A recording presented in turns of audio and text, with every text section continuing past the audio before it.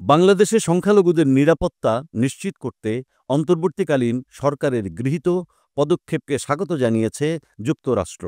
মার্কিন পররাষ্ট্র দপ্তরের মুখপাত্র ট্যামি ব্রুস স্থানীয় সময় বুধবার এক সংবাদ সম্মেলনে এই মন্তব্য করেন। সংবাদ সম্মেলনে ব্রুস বলেন, আমরা যে কোনো দেশে সংখ্যালঘু সম্প্রদায়ের সদস্যদের প্রতি সহিংসতা বা অসহিষ্ণুতার যে কোনো ঘটনার নিন্দা জানাই।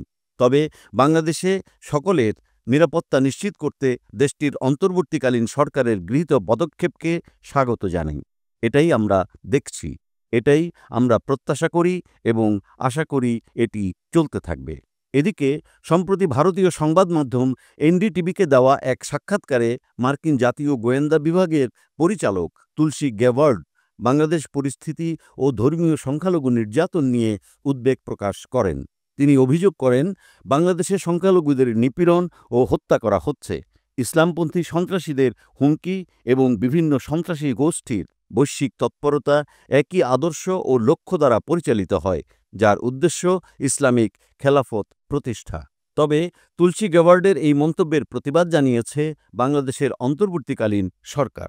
সরকার সোমবার রাতে এক বিবৃতিতে জানায়, আমরা গভীর উদ্বেগ ও হতাশার সঙ্গে তুলসী গ্যাবার্ডের বক্তব্য লক্ষ্য করেছি। তার এই মন্তব্য বিভ্রান্তিকর এবং বাংলাদেশের ভাবমূর্তি ও সুনামের জন্য ক্ষতিকর। সরকার আরও জানায়, বাংলাদেশ ঐতিহ্যগতভাবে শান্তিপূর্ণ ও অন্তর্ভুক্তিমূলক ইসলাম চর্চার জন্য সুপরিচিত এবং চরমপন্থা ও সন্ত্রাসবাদের বিরুদ্ধে লড়াইয়ে অসাধারণ অগ্রগতি অর্জন করেছে।